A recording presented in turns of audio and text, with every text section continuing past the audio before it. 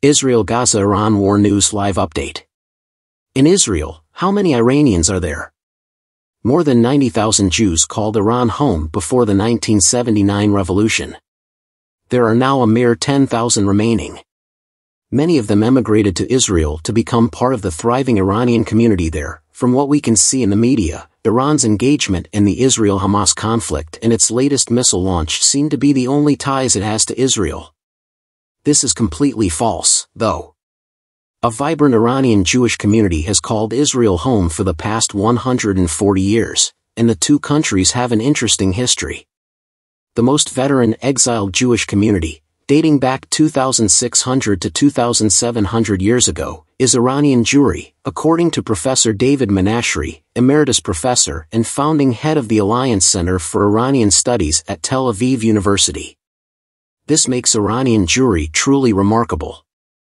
Since then, there's always been a Jewish presence in Iran, adds Menashri, who came from Tehran as a kid. Being born in 1944, there was always a steady flow of Iranian Jews who came here, mostly on pilgrimage to Jerusalem, and of course, their condition improved and worsened during the years. A total of 3 waves. There were primarily 3 waves of Iranian immigration to Israel. The first one started in 1881 and had a religious motive. Jews from all over the world traveled to the historic Jewish towns of Jerusalem, Tiberias, Safed, and Hebron after a long and difficult trek to the land of Israel. Since the poor immigrants did not speak Arabic, Yiddish, or Ladino and were neither of Ashkenazi European or Sephardi Middle Eastern descent, the local Jews did not welcome them with open arms. The newcomers turned become peddlers and, in rare instances, beggars. The B'nai family, who were prominent Iranian immigrants, has left an indelible mark on Israeli popular culture, particularly in the realms of music and drama. Upon arriving in Jerusalem, the Banais continued their building activities from their time in Iran, creating the first communities beyond the old city walls. As their family name denotes, with the formation of Israel in 1948 came the next wave of immigration.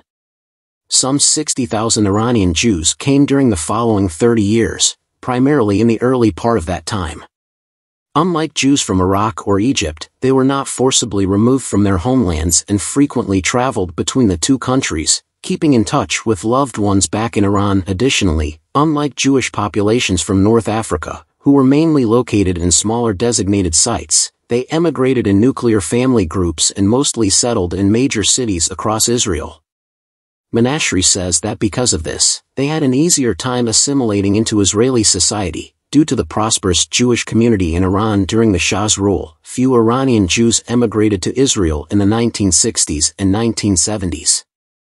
The Islamic Revolution shifted the tides, and the third influx of immigrants began in 1979. A new era begins. A lot of people's views on what was good and wrong shifted as the revolution started. The revolution's archenemy turned out to be Israel, which had been Iran's ally, Menashri said.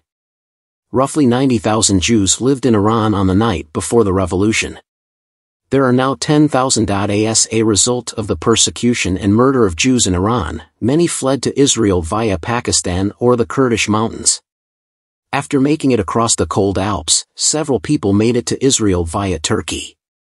These are all stories that are both challenging and amazing, he remarks. Menashri points out that out of all the Jews who have emigrated from Iran since 1948, just 1/3 have reached Israel.